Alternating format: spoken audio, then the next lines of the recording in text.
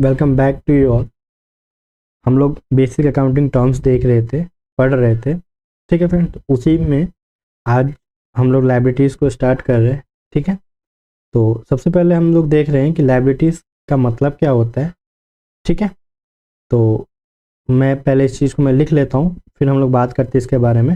ठीक है फ्रेंड, तो आज जो हम पढ़ने वाले हैं वो है लायबिलिटीज़। ठीक है, तो पहले हम लिख लेते हैं इस चीज़ को, लायबिलिटीज़। इसको मैं शॉर्ट फॉर्म में लिखता हूँ, लायबिलिटीज़। ठीक है, liability means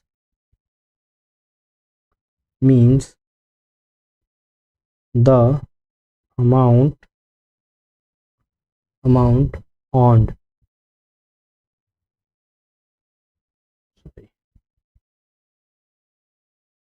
the amount earned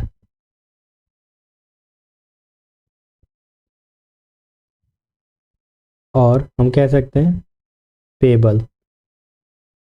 ठीक है, to to other person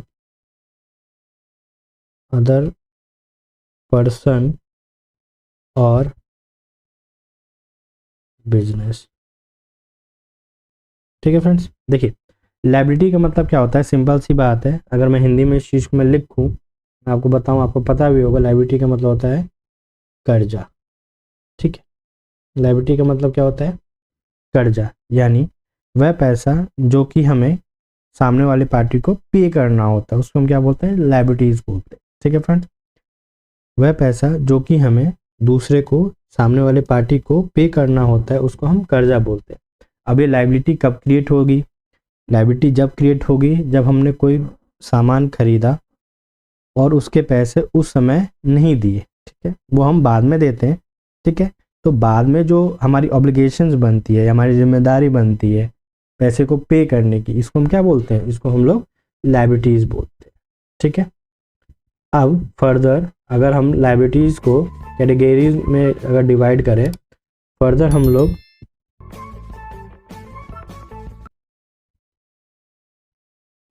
liabilities को अगर हम कैटेगरी में डिवाइड करें, ठीक है, देखिए इसको हम दो कैटेगरी में डिवाइड करते हैं। एक होता है हमारा non current liabilities, liability short में लिख रहा हूँ, और एक होता है करेंट लायबिलिटीज। ठीक है, देखिए लायबिलिटीज को दो कैटेगरी में डिवाइड करते हैं। Number one, non current liabilities. Number two is current liabilities.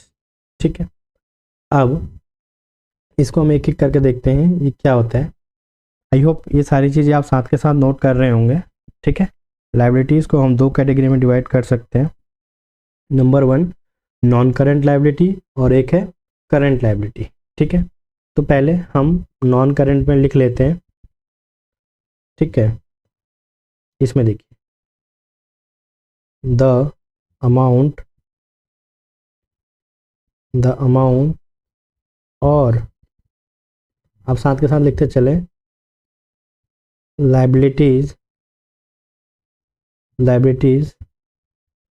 which are payable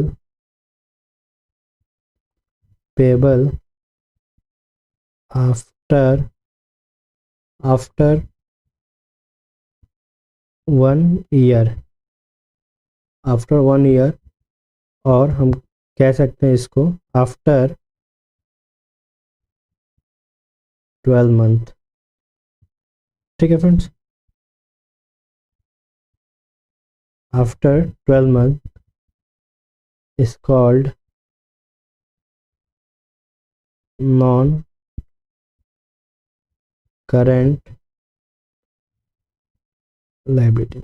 मैं इसको समझाऊंगा, बट आप पहले एक बार नोट कर लें इसको, फिर हम इसके बारे में बात करते हैं। लेट्स सपोज इसका हम एक एग्जांपल देख लेते हैं। एग्जांपल हमारा लॉन्ग टर्म लोन। ठीक है, डिवेंचर्स एक्सेट्रा। ठीक है, देखिए मैंने आपको बताया कि लायबिलिटीज़ को हम दो कैटेगरी में डिवाइड कर सकते हैं। Number 1 non current liabilities, number 2 is current liabilities. ठीक है, तो नॉन करेंट लायबिलिटीज़ क्या होती है? नॉन करेंट लायबिलिटीज़ वो होती हैं जिसकी पेमेंट हम आफ्टर 1 ईयर भी कर सकते हैं। ठीक है, जैसे मान लेते हैं कि आपने किसी से कोई पैसा उधार ले रखा है और आपने उससे बात करके रखा है कि भाई मैं जो आपकी पेमेंट है वो 1 साल बाद करूँगा, 1 साल बाद करूँगा। ठीक है, तो इस सिचुएशन को हम लोग बोलते हैं क्या? इस सिचुएशन को हम लोग बोलते हैं नॉन करेंट लायबिलिटीज। ठीक है फ्रेंड्स, जस्ट इसका ऑपोजिट देखिए, जस्ट इसका ऑपोजिट इसमें क्या होता है करंट लायबिलिटी में? इसमें आप लिख लें द अमाउंट और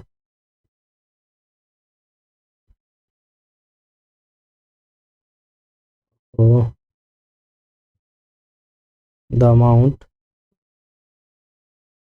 अमाउंट और liability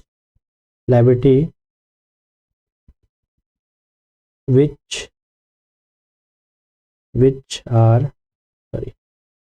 liabilities which are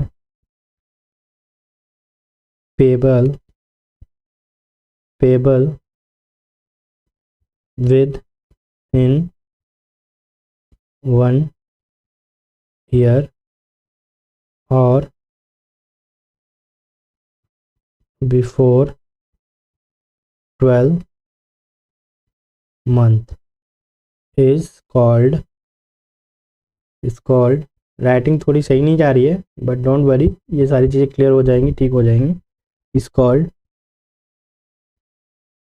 current liabilities.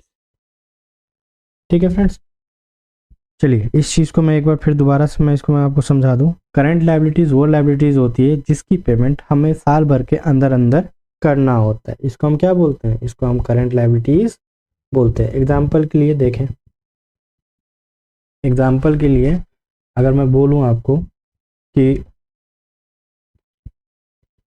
Bills payable, ठीक है, शॉर्ट टर्म लोन्स,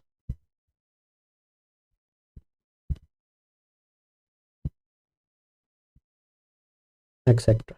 ठीक है फ्रेंड,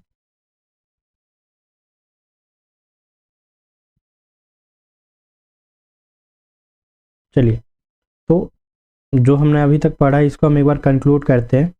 हम लोग बेसिक अकाउंटिंग टर्म पढ़ रहे थे जिसमें हम लोग आज लायबिलिटीज़ की बात कर रहे थे। लायबिलिटीज़ का मतलब होता है कर्जा। जब हम किसी से पैसे उधार बेसिस पे लेते हैं तो इस केस को, इस सिचुएशन को, या आप कह सकते हैं इस हालात को लायबिलिटीज़ बोलते हैं। ठीक है, अब देखिए लायबिलिटीज़ को फर्दर हम दो कैटेगरी में डिवाइड कर सकते हैं। एक होता है नॉन करेंट लायबिलिटीज़, दूसरा होता है करंट लायबिलिटीज़। ठीक है, देखिए current liability non current liabilities वो लायबिलिटीज़ होती हैं जिसकी पेमेंट आप 1 साल के बाद करते हैं। ठीक है, जिसको आप लॉन्ग टर्म लायबिलिटीज़ भी कह सकते हैं। ठीक है, एक होता है करंट लायबिलिटीज़। करंट लायबिलिटीज़ वो लायबिलिटीज़ होती हैं जिसका पेमेंट आपको 1 साल के अंदर अंदर करना होता है।